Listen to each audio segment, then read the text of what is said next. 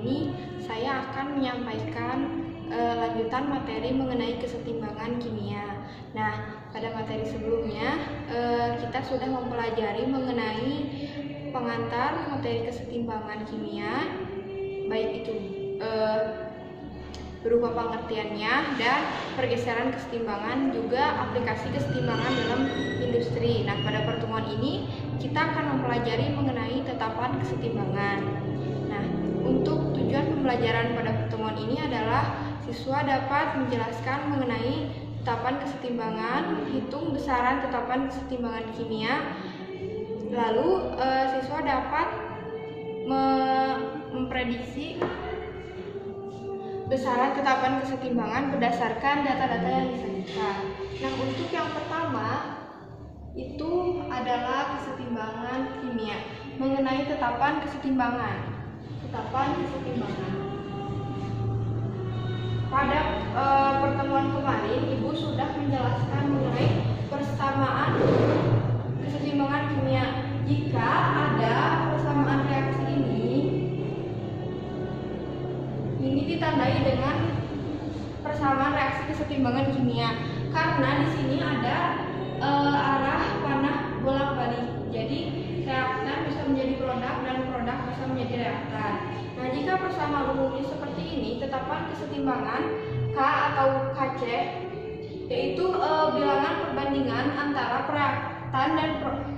reaktan dan produk berdasarkan konsentrasi pada suhu yang sama. Nah, KC-nya itu C ini pangkat R koefisiennya, lalu dikalikan dengan konsentrasi D pangkat S koefisiennya, lalu konsentrasi A reaktan pangkat P koefisiennya, lalu ada konsentrasi B pangkat Q koefisiennya. Ini sudah pasti ya, ini dikali, dan KC ini berlaku pada fasa gas dan aqueous.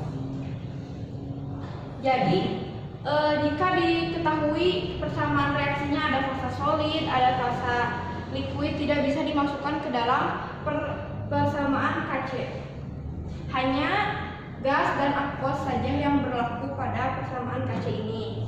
Contohnya, jika diketahui persamaan reaksinya 2HI gas berkesetimbangan menjadi H2 gas ditambah I2 gas, maka KC itu H2 produk dikali I2 konsentrasi ini, lalu dibagi konsentrasi HI pangkat 2 koefisiennya 2. Nah, yang bisa dimasukkan ke dalam KC ini juga harus dalam bentuk molaritas. Jadi konsentrasi ya bentuknya. Lalu untuk yang pertama kita akan belajar menentukan tetapan kesetimbangan. Contohnya, istilahnya 0,1 mol dimasukkan dalam labu 1 liter. Volumenya 1 liter. Ini mol, ini 1 liter, dan terurai menjadi reaksi 2HI gas berkesetimbangan menjadi H2 ditambah I2. Setelah tercapai kesetimbangan, I2 yang terbentuk adalah 0,02 mol. Tentukan tetapan kesetimbangannya. Apa saja yang harus kita lakukan setelah mendapatkan soal ini? Yang pertama adalah menulis persamaan reaksinya. 2HI gas berkesetimbangan menjadi H2 gas ditambah I2 gas. Lalu kita buat MBS. Mula-mula bereaksi setimbang. Ini ada isi titik-titik yang harus kita temukan datanya dari data yang telah disajikan. Nah, untuk dimasukkan ke dalam persamaan rumus MBS ini, kita harus mencari molaritas dari setiap senyawa-senyawa yang digunakan. Kalian lihat ini, molaritas itu rumusnya mol per volume. Molnya HI 0,1, volumenya 1 liter. Jadi 0,1 per 1 sama dengan 0,1. HI-nya itu pada keadaan setimbang 0,1. Nah, kemudian bukan setimbang, maaf. Mula-mula. Sebanyak 0,1 mol HI dimasukkan dalam labu 1 liter. Jadi itu mula-mula ya termasuknya. Lalu setelah tercapai kesetimbangan, I2 yang terbentuk adalah 0,02 mol. I2 yang terbentuk 0,02. Lihat, perhatikan koefisien dari setiap reaksinya. Ini 2, ini 1, ini 1. Jika setimbangnya ini 0,02, koefisiennya 1, berarti H2 juga 0,02. Kita pindahkan ke bereaksi karena pasti sama ya. Nah, sedangkan lihat ini 0,02 koefisiennya 1. Kalau 2 jadi 0,04. Kalian jumlahkan, dikurangi 0,1 dikurangi 0,04, 0,06. Dapat data-datanya sudah terisi, kemudian kita masukkan ke dalam persamaan KC. KC konsentrasi H2 per HI pangkat 2 dalam keadaan setimbang ya, 0,02 per 0,06 kuadrat. Coba kalian hitung, Ibu sudah hitung tadi. Hasilnya itu adalah 1,1 kali 10 pangkat min 1. Ini adalah KC-nya. Kemudian,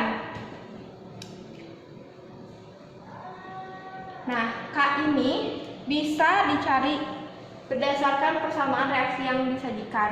Ibu kasih cara untuk memudahkan kalian ya untuk mencari K. Jika reaksinya dibalik, maka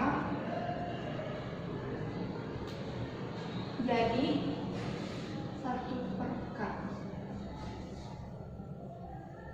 Jika reaksi dijumlahkan, maka K-nya dikali.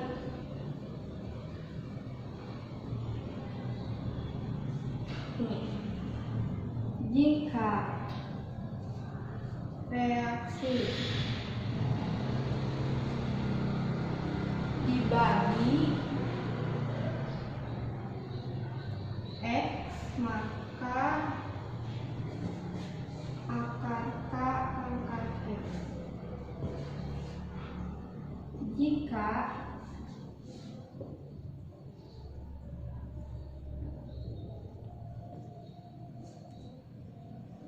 kali dikali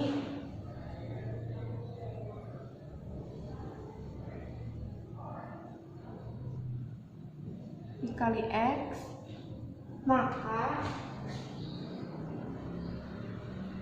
K dipangkatkan X. Nah, misalnya sudah diketahui di dalam soal itu K-nya itu 1, pada persamaan ini K-nya itu 1,1 kali 10 pangkat min 1. Nah, jika reaksi ininya dibalik, jika H2 ditambah I2 berkeseimbangan menjadi 2HI, berapakah nilai K-nya? Nah, kalau reaksinya dibalik, maka K-nya itu kalian langsung tinggal hitung, gak usah dihitung lagi. Kalian langsung 1 per K. 1 per 1,1 kali 10 pangkat min 1. Jadi ini K yang barunya gitu. Cara cepatnya. Nanti kalian bisa langsung coba ke latihan soalnya.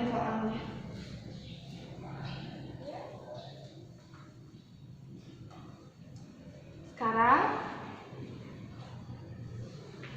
mengenai kan ini tetapan kesetimbangan pada gas. Kalau yang ini, yang KC itu. Sekarang kita pelajari mengenai tetapan kesetimbangan tekanan. Jadi KP ya.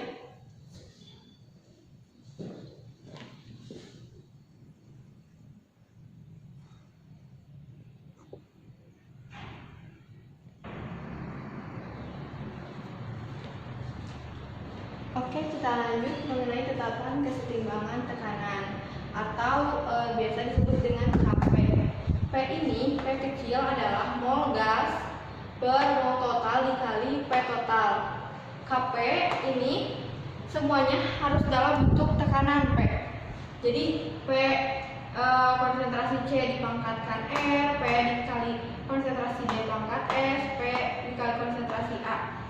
P konsentrasi A pangkat P kali P konsentrasi B pangkat Q. Jadi P-nya itu tekanan masing-masing yang diketahui atau kalian harus cari sendiri.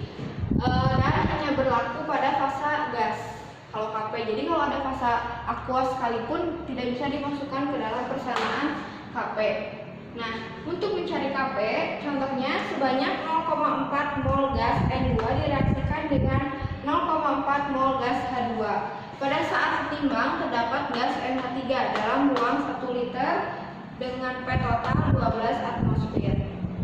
Yang pertama kita harus cari tahu adalah persamaan reaksinya NH3 ditambah 3H2 menjadi 2NH3.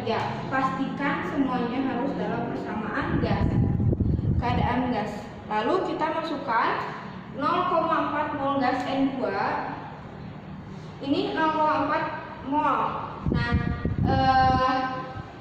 konsentrasi volumenya 1 liter, jadi molaritasnya itu 0,4 per 1.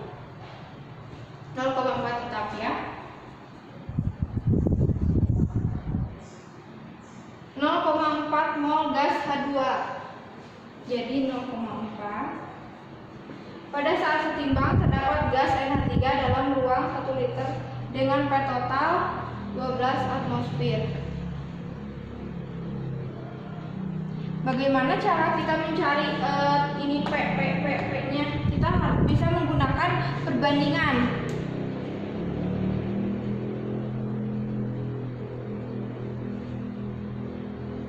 Ini teh di sana 0,2 mol, tinggalan 0,2 mol itu per 1 0,2 tetap di sini. Jadi ini 0,2. Kalau ini 0,2 ini ya jadi 0, tetap 0,2, ini jadi 0,3. Kenapa Bu 0,3? Lihat perbandingan reaksinya. Ini 2, ini 3. 0,2 dimiliki oleh 2 NH3. Koefisiennya 2. 0,2 per 2 dikali 0,3 dikali 3, jadi hasilnya 0,3. Jadi di sini berapa sisanya? 0,1. Ini 0,3 berarti ini 0,1. Jadi ini ada 0,3. Kalian amati ini setimbangnya berapa, molaritasnya. Lalu kalian cari perbandingannya. P total itu 12 atmosfer. Nah, ini ada 0,2 ditambah 0,1 ditambah 0,3. Jadi ada 0,2 ditambah 0,3 ditambah 0,1 sama dengan 0,6. 0,6 molar ini untuk 12 atmosfer. Jadi perbandingannya berapa? Perbandingannya X-nya itu sama dengan 20. Ya. Jadi ini kalau ini perbandingannya 20 berarti ini PMH3-nya berapa? 4. PH2-nya 2. Dan ini 6. Jadi 12. 6 ditambah 2 tambah 4 hasilnya 12 ya. Lalu kita masukkan ke persamaan KP. KP NH3 pangkat 2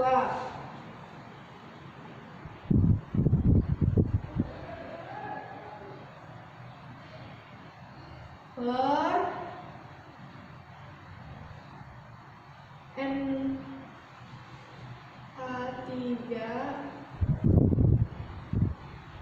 H2. Ya. Kalian masukkan saja H2-nya pangkat 3. Jangan lupa ya.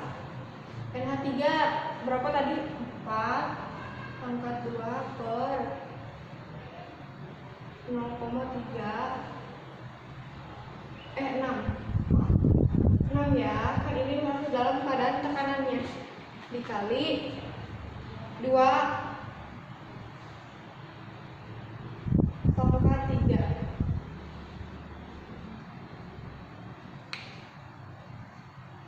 Langsung dulu.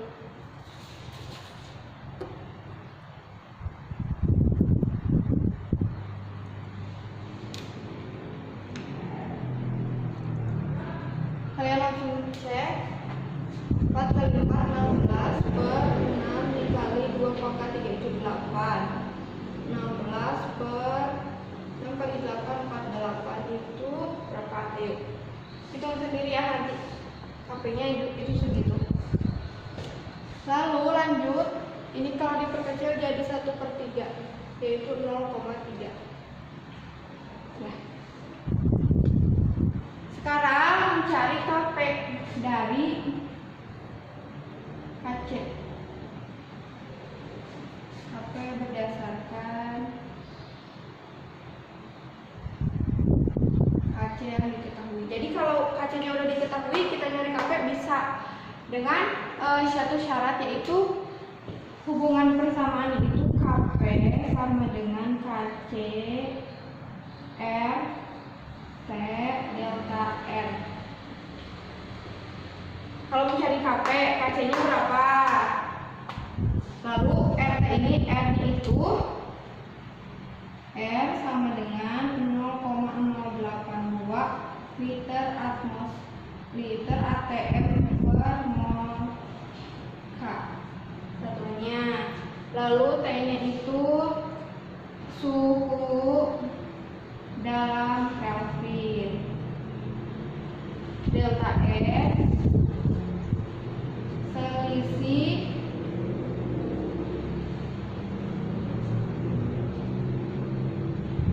koefisien.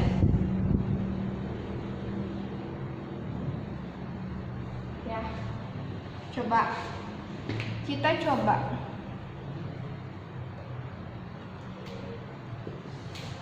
Contohnya itu diketahui nilai KC. Jika nilai KC itu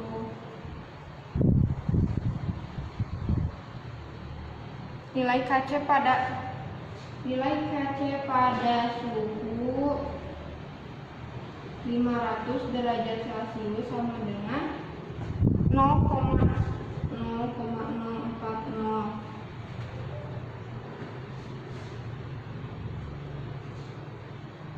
mol meter kuadrat second kuadrat. Berapa KP-nya? KP sama dengan KC. KC-nya berapa? 0,04 mol meter kuadrat dikali T-nya itu R dikali R 0,082 liter ATM per mol K dikali suhunya itu, ini suhunya 500 derajat Celcius. Kalau ke Kelvin ditambah 273, jadi suhunya adalah 773 derajat Kelvin. Delta N itu ini masih pada persamaan ini ya. Ini 1, ini 3, ini 2. 1 tambah 3 4. Di kiri ada 4, di kanan ada 2. Jadi selisihnya yang kanan dikurangi yang kiri. 2 kurangi 4 itu negatif 2. Jadi ini pangkatnya min 2. Kalian coba cari aja itu hasilnya itu harus 9,95 kali 10 pangkat 6. min 6 ya. Jadi kita bisa mencari KP berdasarkan KC yang diketahui. Jika diketahui KC, diketahui R, diketahui T, delta E, nanti kalian bisa cari KP-nya berapa dari KC tanpa harus mengetahui P-nya.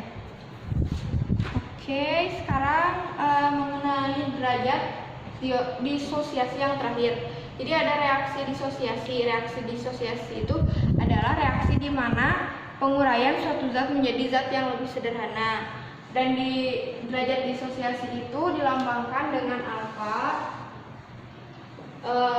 Rumusnya itu mol terurai per mol mula-mula. Nah, kita bisa mencari derajat disosiasinya jika diketahui nanti dalam soal, misalnya pada reaksi NH3 ditambah 3H2O, 3H2 menjadi 2NH3. Nanti diketahui mol yang terurai berapa, mol yang mula-mulanya berapa. Kalian masukin juga ke persamaan MBS. Ya, ingat di kesetimbangan kimia ini rata-rata menggunakan hitungan MBS, mula-mula bereaksi setimbang. Jadi kalian harus paham dulu yang mana dari pernyataan yang di soal itu yang mana mula-mula, bereaksi, dan setimbang.